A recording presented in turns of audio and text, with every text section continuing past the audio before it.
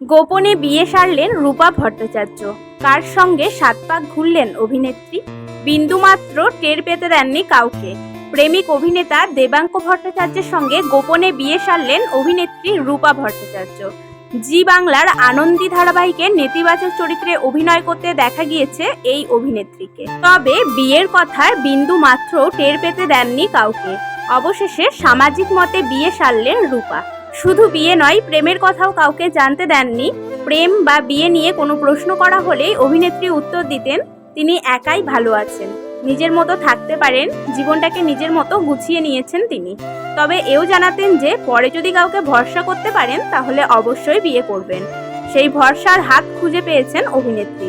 তাই পাঁচ কান না করে শুভ কাজটা সেরে ফেলেছেন তিনি। আমন্ত্রিত ছিলেন খুব কাছের মানুষেরাও। এমনই ব্যক্তিগত কারণে পরিবারের সঙ্গে তেমন ভালো সম্পর্ক নেই রূপার। বহুদিন থেকেই বাড়ি থেকে বেরিয়ে এসে একা থাকেন তিনি। মতের অমিল, কাজ নিয়ে সমস্যা, সঙ্গে নানা কারণে পরিবারের সঙ্গে তেমন ভালো সম্পর্ক নেই তার।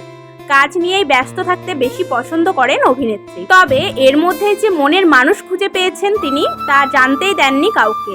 এমনকি সমাজ মাধ্যমেও কখনো মনের মানুষের সঙ্গে ছবি পোস্ট করেননি রূপা। এমনকি শনিবার বিয়ের ছবি দেখা যাচ্ছে না তার সমাজ মাধ্যমের পাতায়। অভিনেত্রী রূপা ভট্টাচার্যের জন্য রইল আগামী দিনের অনেক অনেক শুভেচ্ছা।